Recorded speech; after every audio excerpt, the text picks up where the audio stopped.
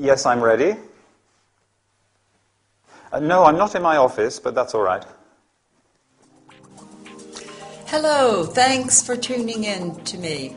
Agony Aunt Emma, celebrity agony aunt of City Live FM. I'm very glad you tuned in because we have a special guest today. Live from his London office, Al, the training manager of a legal firm. Hi, Al. Hi, Emma. And thank you for inviting me to talk to you. Thanks to you. It's such an honor having the opportunity to talk to you. I know that you have a lot of responsibilities and that you play a key role in the management of your firm.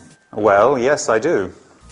I've always wondered what people like you look like, what kind of life they lead. It must be exciting. If you consider a 10-hour working day exciting. Being a training manager is a very demanding job. Sure. What kind of programs do you run? Quality control, work measurement, human resources, development of supervisors. Wow. Can you tell us some more about your specific duties? I have to evaluate and recommend strategies to meet objectives. I also coordinate the development of training materials and evaluate the effectiveness of our training programs. Evaluation criteria? Yes. They have to be specific, measurable, obtainable, and timely. What about measuring your outcomes? Right. I also have to set the company's goals and measure training outcomes in order to achieve long-term success. Well, Al, thank you very much. It's been nice talking to you. Bye-bye. Thank you. Bye.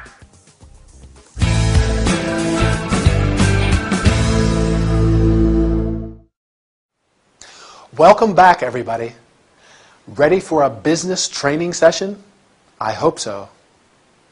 In fact, we are going to talk about a very important aspect of every successful business: training programs. We are going to learn about terms and verbs related to training and company management. Emma is interviewing Al, training manager of a law firm. As you have heard, Al deals with training programs. Training is the process of preparing staff for the skills needed for a particular job. The first question Emma asks is, what kind of programs do you run? A program is a series of steps to carry out or objectives to achieve. You can run, carry out, and offer a program. The programs are, do you remember? Quality control, work measurement, human resources, and development of supervisors. Then Emma asks, can you tell us some more about your specific duties? A duty is something that you have to do because it's part of your job. Al answers that he evaluates and recommends strategies to meet objectives. An objective or aim is something that you plan to do or achieve. You can meet or achieve an objective. Al has also to coordinate the development of training materials and evaluate the effectiveness of training programs. You can say training materials, training programs, or training courses. Training can be intensive, high quality, individual, etc. Can you remember what evaluation criteria are? Let me help you. They have to be specific, measurable, obtainable, and timely. In other words, they have to be precise, easy to measure and obtain, and they have to happen at the right time. Finally, Al says, I have to set the company's goals and measure training outcomes in order to achieve long-term success. A goal is an aim or purpose. An outcome is a result or effect of an action. You can set, have, and establish a goal and achieve, have, and enjoy success.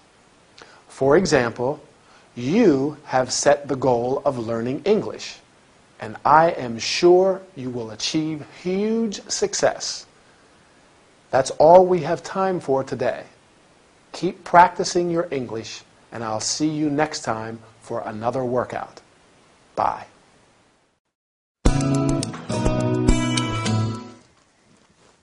Is that everything? Yes. Good. Oh, and remember to make sure that Miss Bree's boyfriend... Diggs. Yes, Mr. Diggs. Make sure you let him know that he won't be admitted to this press conference. I'll call O'Connor straight away. Wait a minute, Linda. Let's go through it all one last time. I want to be 100% sure we haven't forgotten anything important. But we've just been through it twice. I'm 200% sure we didn't forget anything. Well, I'm not. So bear with me one more time and I'll let you get on with your work. Fine. Okay. So, O'Connor and Miss Bree know about our meeting? Yes. Okay. What time are they arriving? At 9:30. We're holding the press conference as soon as we finish the meeting. Do they know about that? Yes, they do. We have to be ready to start the conference by 11:30 at the latest. Yes, I know. Is Miss Bree's mother coming this time? Would you like me to call O'Connor and ask him? No, that won't be necessary. What about our client? Will his son be present? I don't know. I didn't send him an invitation. Please, Linda, I have to know who will be there. I'll find out. Is everything arranged for the buffet after the conference? Yes. I booked the catering company 2 weeks ago. I called them yesterday and confirmed everything. Okay. What time are they arriving? At around 10. What else? That's it. Are we forgetting anything? No, we've double-checked, even triple-checked everything. Ah, I almost forgot. A few journalists are interviewing Bree and Peterson after the conference. Now, we should arrange for them to have 2 rooms where they can hold the interviews. I did that yesterday. I'll let you get that. Hello, Miranda Cunningham speaking.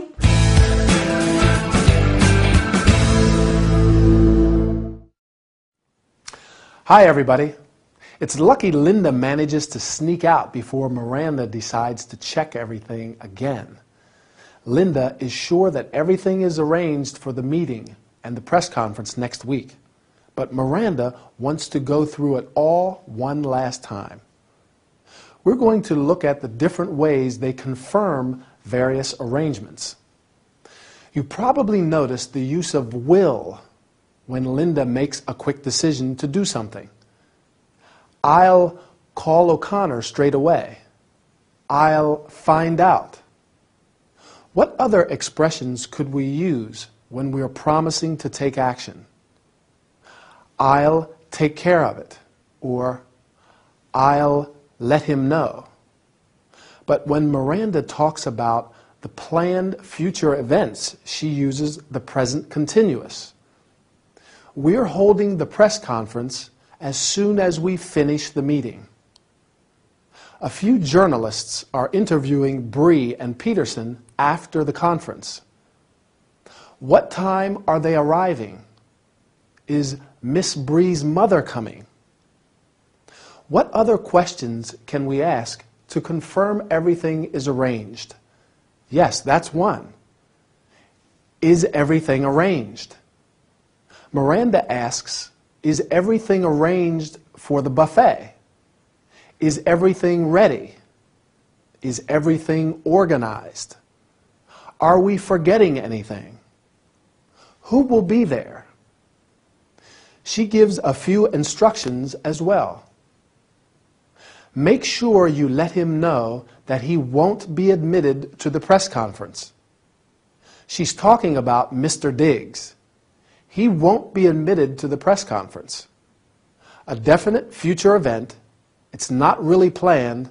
That's just the way it is. He won't be admitted. Maybe he caused a bit of trouble the last time. So she says, make sure you let him know. Make sure you do it. That means it's important that you do it. So be sure to do it. What about when Linda talks about all the things she's done? I booked the catering company 2 weeks ago. I called them yesterday and confirmed everything. I did that yesterday. Very efficient. Are you as efficient as Linda? Great. So did you get all that? Or shall we go through it one more time? No. I'm sure you got it. Bye for now. So, Rose, how are you? Not well. I have a serious problem. Please, tell me, what exactly is your problem? The situation at my workplace is unbearable. Why is that? I don't know why, but everybody hates me. Come on, Rose, you are exaggerating. No, I'm not. My colleagues hate me. The secretary hates me. The accountant hates me. The cleaning lady hates me. And do you know who hates me the most? No. Mr. Gradgrind. Oh, Mr. Gradgrind, your boss. You should see what dirty looks he gives me. Sometimes I think he would like to kill me. I understand, Rose. The problem is probably not as serious as you think. You could try being more flexible. That can be useful, but not with them. You could listen to them more carefully. Maybe there is just a misunderstanding. The problem is that they don't even talk to me. You could do something nice. I don't know. Buy flowers for the secretary. And the cleaning lady, a bottle of wine for your colleagues. That might be a good idea, but I'm not keen on doing such things. You could invite them to your place for dinner sometime. No way. I'd rather find another job. I'm afraid that this attitude won't help you to solve your problem. Why do you think so?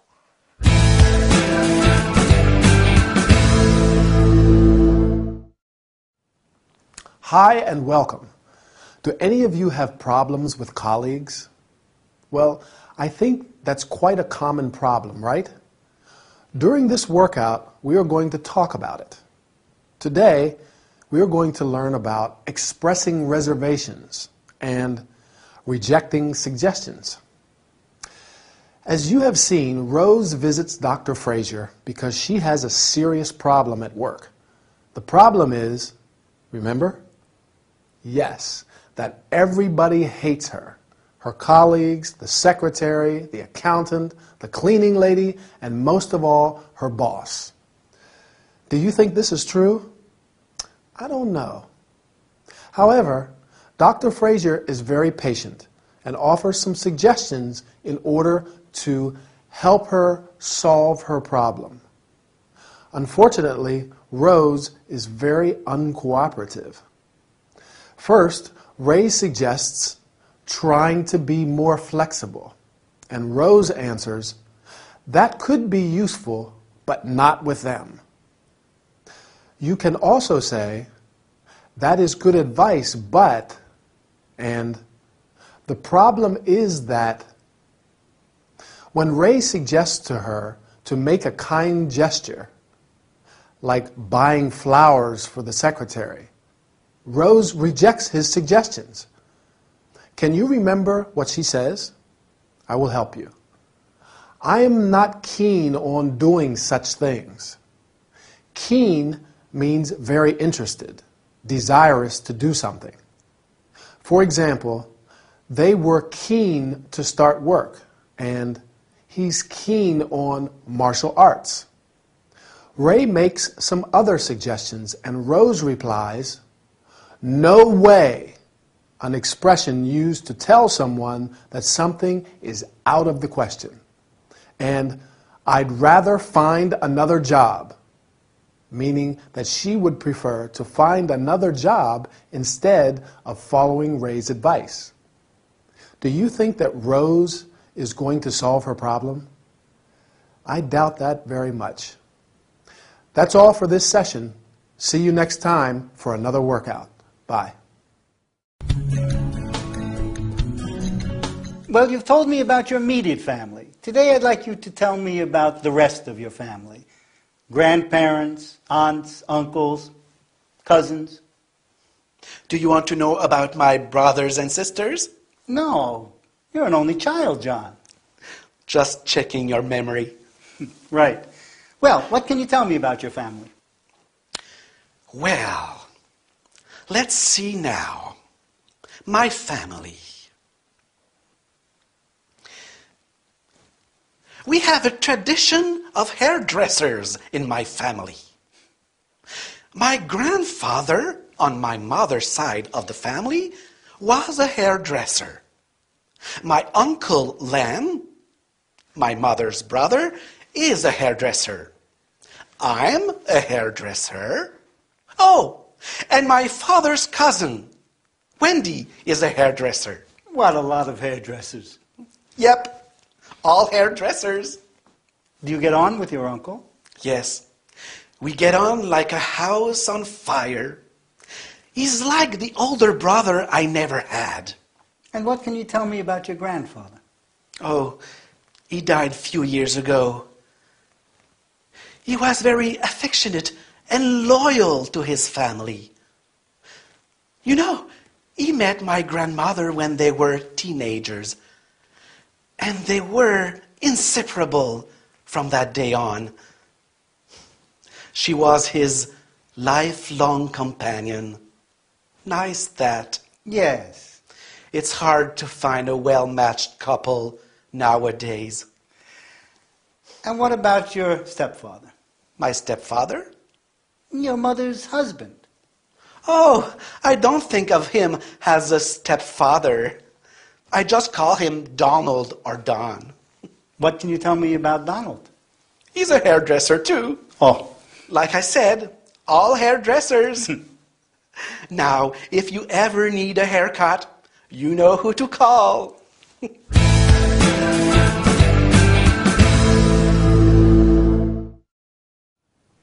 Hi there. I lost count of how many hairdressers there are in Mr. Little's family. His grandfather, his uncle, his father's cousin, and his stepfather, and of course him. Well, I think this is the perfect opportunity to talk about family. This time we're going to look at all the family members outside the immediate nucleus. So let's say that the immediate family members are the parents, mother and father, and brother and sister. Now the extended family. Let's go in chronological order. We'll start with the older family members first. The grandparents, your mother and father's parents. Your grandfather and grandmother. Going down one generation to your parents' brothers and sisters, your mother or father's brother is your uncle, and your mother or father's sister is your aunt. Do you have any aunts or uncles? I have 2 aunts on my mother's side, my mother's sisters, and an aunt and an uncle on my father's side. And I have a lot of cousins. My cousins are my aunts and uncles' children.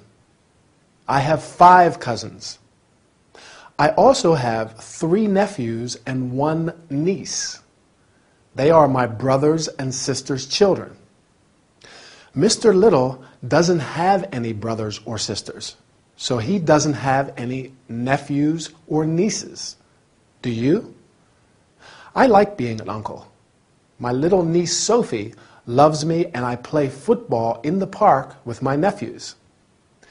Now, what about the members of the family you acquire through marriage? When you get married, your husband's or wife's family becomes your family-in-law, and the members of your family become his or her in-laws. Mother-in-law, father-in-law, brother-in-law. For example, my brother is married. His wife is my sister-in-law. I'm her brother-in-law.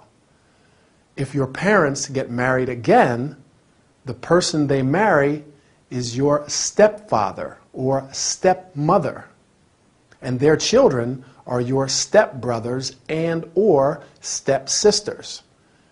Mr. Little's mother has a new husband. He's Mr. Little's stepfather, although he says he doesn't really think of him as his stepfather. What does he say about his uncle? He says they get on like a house on fire. That means they have a good relationship. They get on very well. What about his grandfather? He was affectionate and loyal. He and his wife, Mr. Little's grandmother, were inseparable, lifelong companions. Ray's right. It's not easy to find such well-matched couples. Two people who are perfect together. Well, that's it for now. See you again soon. Let me see. You made a reservation for our tour, Wonderful Australia, right? Yes. Is there anything I can help you with? I would like to verify all the details, if possible. Sure. That's what I'm here for. Shall we start with the departure date? I would like to leave August 8th instead of August 15th. Sure. Let's have a look. Yes, we have a place available on August 9th. That's fine by me. Is that all? No. I would like to visit Kangaroo Island, but it isn't included in the tour. That's true. One possibility could be an optional excursion. There's a flight from Adelaide that takes you to Kangaroo Island. That sounds fine. It might be a good idea to rent a 4x4 vehicle with a specialist guide. You can walk amongst Australian sea lions and visit a park where kangaroos come out late in the day to eat. Wow! Sea lions? Kangaroos? Terrific. Well, now let's speak about the price. Yes. The price of this excursion is £350 per person. £350 per person? That's pricey. Yes, but I think it's worth the price. Would you like to see some photos? No, thank you.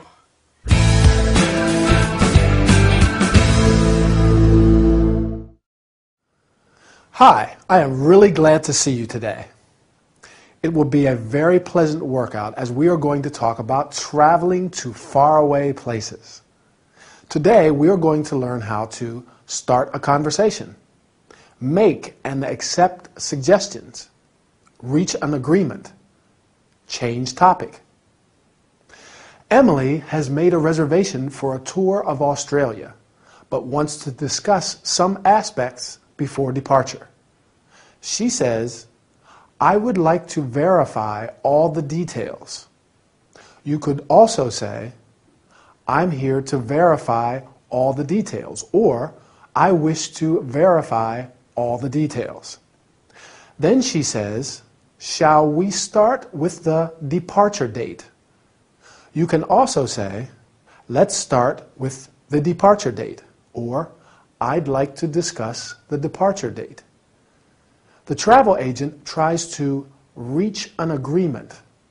In order to do that, she says, one possibility could be, you can also say, may I suggest, or you could consider the following options. As you have seen, she offers her an optional excursion to Kangaroo Island, where she'll be able to walk among the sea lions and see the kangaroos.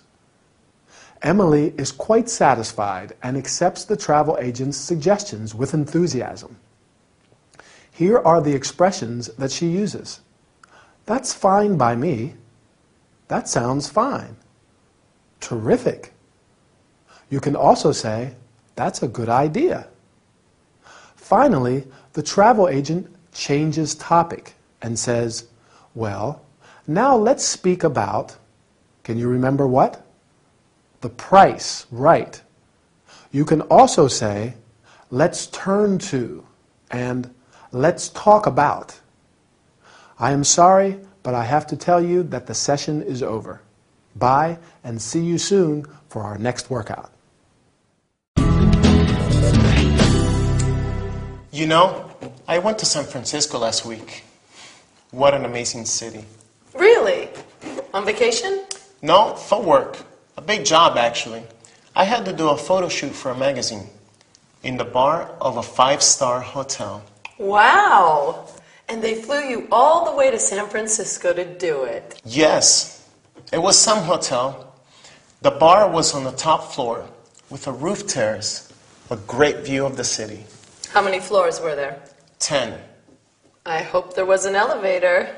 Yes, not a normal hotel lift. It was like a space capsule with a bellboy, and the reception was in a glass bubble suspended between the ground floor and the first floor. Sounds cool. And the chambermaids were like models. All beautiful girls wearing white catsuits. Wow. I'm sure. Not as beautiful as you, of course. Of course. What is a beautiful, talented girl like you doing in a place like this? What? Would you like to come to Rome with me next week? To Rome? Yes. I'm going to the opening of a Caravaggio exhibition. Why don't you come with me? I could reserve a room for you in the same hotel as me. It's more like a bed and breakfast, guest house really. But there is room service, a buffet breakfast, and we can eat out in the evening. I know some great restaurants. Hold it. Why should I go to Rome with you?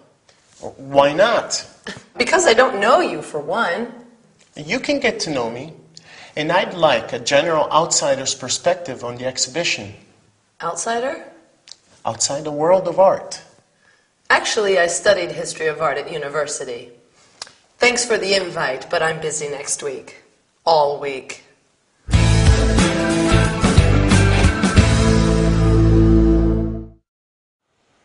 Hello again and welcome back. I don't think Archie got the reaction he expected from Emily. She was a little offended by his invitation, or invite, as she calls it. But let's get started with our training session. How does he invite her? Remember? Would you like to come to Rome with me next week? Why don't you come with me? He probably thought he was charming her with all the details about the hotel and the trip, but she turns him down. Now, as I want to talk about hotel and accommodation-related terms, I'm going to use Archie's descriptions of the 5-star hotel in San Francisco and the bed and breakfast in Rome to help me. I have to admit, the 5-star hotel does sound interesting. Do you remember what it was like? The reception was in a glass bubble suspended between the ground floor and the first floor. What do we call the person who works at the reception? The British term is hotel receptionist, and in the US it's hotel clerk. The person at the door of 5-star hotels is traditionally called the doorman, but door person is more politically correct. In the UK, they say the hall porter. Going back to the hotel in San Francisco, the lift or elevator was like a space capsule with a bellboy. The bellboy is the person who carries the guest's luggage and takes them up in the lift. Oh yes, lift is the British term, by the way, and elevator is the American term. Who else does Archie talk about? The chambermaids, apparently all very beautiful girls. A chambermaid cleans and takes care of the bedrooms in a hotel. Usually, in 5-star hotels, there's also room service and laundry service. Now, the B&B in Rome, where Archie is staying, is probably not as luxurious, but there is room service and a buffet breakfast. As the name suggests, bed and breakfast, the price of the room includes breakfast. We also call this kind of accommodation a guest house. If a hotel has a restaurant, you can often stay there half board or full board.